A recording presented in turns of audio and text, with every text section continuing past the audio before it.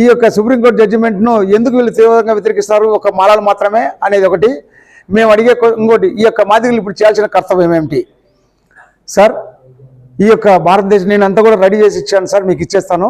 భారతదేశంలో ఈ యొక్క కుల వ్యవస్థ ఉన్నప్పటి నుంచి కూడాను ఈ రిజర్వేషన్లు మనకు భారత ప్రభుత్వం కల్పించిన 15% రిజర్వేషన్లు కూడాను ఒకే వర్గం వారు అనుభవిస్తున్నారు. కాబట్టి మాదిగలు దాని ఉపకులాలు అంటే దీంట్లో 59 కులాలు ఉంటే వీళ్ళల్లో కూడాను వీళ్ళంతా కూడాను మాకు కూడా రిజర్వేషన్ ఇవ్వండి అనేసి ఈ యొక్క పోరాటం మొదలైంది 1994 సంవత్సరంలో.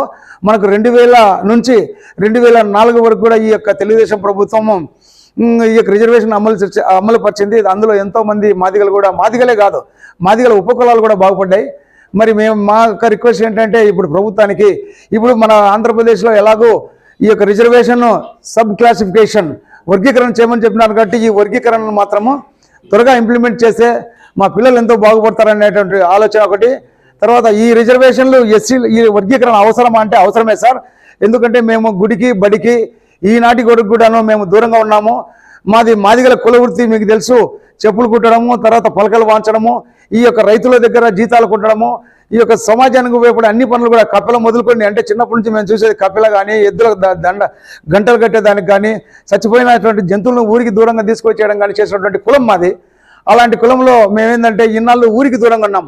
మిగతా వాళ్ళు మాలలు కూడా ఏదైనా అనుకోవచ్చు, కాదే మిమ్మల్ని ఎవరు చదువుకోవద్దన్నారు అనేసి. కానీ దీంట్లో ఏంటంటే అప్పుడు మన బ్రిటిషర్స్ వర్గం నుంచి కూడా ఇక్కడ మన ఇండియాను అంతా కూడాను విదేశీయులు పాలించినారు. కాబట్టి అప్పుడు ఏంటంటే మెసనరీ స్కూల్స్ అవి ఉన్నాయి, అక్కడ వీళ్ళు పోయి చదువుకోవడం జరిగింది. మా వాళ్ళకి అవకాశం లేక చదువుకోలేదు. ఇప్పుడిప్పుడే మేమంతా కూడా ఎడ్యుకేట్ చేస్తున్నాం, వీళ్ళంతా కూడా బాగుపడాలని.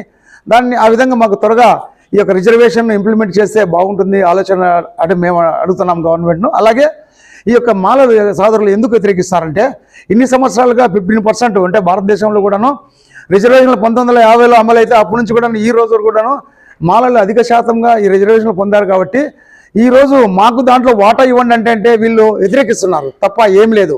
మేమంతా అందరూ ఒకటే, వీళ్ళంతా కావాలని విడిపోతున్నారు మాదిగలు, మేమంతా అన్నదమ్ముల పిల్లలము, మేమంతా ఒకే ఇది దళితులు మన తరపుకి పెట్టినారు. దళితులు కాదు మిత్రులారా.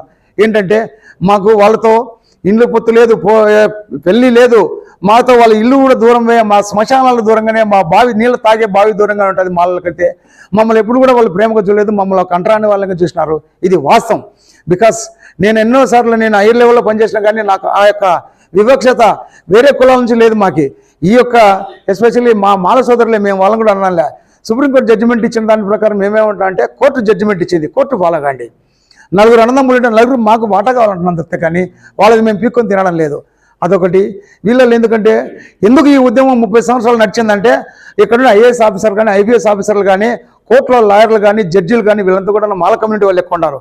ఇందాక చెప్పినాను ఎందుకు మాల కమ్యూనిటీ వాళ్ళు ఎక్కువ ఉన్నారంటే బికాస్ ఎడ్యుకేషన్ చదువుకొని వాళ్ళంతా వెళ్ళిపోయినారు. అక్కడ నుంచి వాళ్ళు వచ్చినప్పుడు ఏమైందంటే మాకు ఈ మాదిగ కులస్తులకి ఇన్ని రోజుల నుండి పడింది, మాకు పొలిటికల్ బలం లేదు, డబ్బు బలం లేదు, ఏదో డబ్బులు వాయిస్తాం తప్ప కానీ మా వాళ్ళకు మాదిగలు చాలా కడు పేదలు. ఈ రోజు కూడా ఎక్కడి నుండి రావాలంటే కూడా మాకు ఏ పార్టీ కూడా ఏది లేదు. ఇది పార్టీలకు అతీతంగా జరుగుతున్నటువంటి మీటింగు. మేమంతా కూడాను ఏం రిక్వెస్ట్ చేస్తున్నామంటే మీకందరికి పత్రికా విలేకరులంతా కూడా దయచేసి మమ్మల్ని సపోర్ట్ చేయండి. సపోర్ట్ ఇన్ ది సెన్స్ మీరంతా కూడాను మా బాధలు రాయండి, మా బాధలు రాసి జనాలకు తెలిసేటట్టు చేయండి. ఎందుకంటే దీంట్లో ఇంకోటి సార్, ఏబిసిడి వర్గీకరణ వచ్చేసి ఇక్కడే కాదు మాదిగలకే కాదు, ఈరోజు బీసీలలో కూడా ఏబిసిడి వర్గీకరణ జరిగింది. మరి బీసీలు ఎవడే కానీ వ్యతిరేకించలేదే, ఏబిసిడీలు వర్గీకరణ జరిగింది. కానీ దానిలో ఏ ఒక్క బీసీ కులస్తులు కూడా నాకు అన్యాయం జరిగిందంటే, ఎందుకంటే వాళ్ళు సమానమైన వాటాలు పంచుకుంటున్నారు. అది మీకందరికీ కూడా తెలుసు. అందరూ విఘ్నులే, చదువుకున్న వాళ్ళే. మీరంతా కూడా మా యొక్క సాధక బాధకాలను పత్రికాముఖంగా అందరికీ తెలియజేస్తారనేసి ఈ యొక్క మీ పవర్ఫుల్ వెపన్ ఏంటంటే, నేను చదువుకున్నటువంటి దానిలలో కూడాను నేను ఇంజనీరింగ్ గ్రాడ్యుయేట్ అయినప్పటికీ దీంట్లో ఎందుకంటే media is a powerful weapon in the society అంటారు. కాబట్టి మీరంతా కూడాను దయచేసి మా గురించి, మా యొక్క స్థితిగతుల గురించి, మా బాధల గురించి, అలాగే మేము రిజర్వేషన్లు ఎందుకు అడుగుతున్నామనే దాని గురించి ఇందాక చెప్పాము, దీంట్లో కూడా వివరించినాము. మీరు ఒకరికి ఇంకోటి ఏంటంటే మేము ఎవరికి వ్యతిరేకం కాదు, ఈ మాల సోదరులు కూడా మేము వ్యతిరేకం కాదు, మాలను కూడా మేము ఎప్పుడు కూడా ప్రేమతో చూసినాం తప్ప కానీ ఏ రోజు కూడా వాళ్ళతో వ్యతిరేకం లేదు. ఇది దీంట్లో మాకు ఇంకోటి ఏంటంటే ఈ మందకృష్ణ మాదిగన్న గారు రేపు 7వ తారీఖున ఈ యొక్క భారతదేశంలో కాదు ప్రపంచంలోనే ఒక పెద్ద ఈ డప్పు వాయిద్య శబ్దంతో ప్రపంచాన్ని ఒక తాటిపైన అంటే ఇండియా వైపు ఒక ప్రపంచమే చెత్తి చూసేటట్టుగా వీళ్ళందరూ చేస్తున్నారు. కాబట్టి మేము 7వ తారీఖున ఫిబ్రవరి 7వ తారీఖు అందరం కూడా హైదరాబాద్కి వెళ్తున్నాము. దానికి చాలామంది కూడా డప్పులతో సహా మేమంతా కూడా వెళ్ళాలి. మేము అక్కడ మా యొక్క జరిగే పండుగన వాతావరణం చూడాలి. మాకు ఎక్కడే కానీ చూడండి సార్, మీరంతా చూడండి, ఎక్కడే కానీ మాదిగలు ఎవరి మీద కొట్లాడినట్టు లేదు ఎక్కడే కానీ. మేము రిక్వెస్ట్ చేస్తున్నాం. Even today we are requesting the administration as well as the public. మీరంతా కూడా అన్ని కులాలు మాకు సపోర్ట్ చేస్తున్నాయి.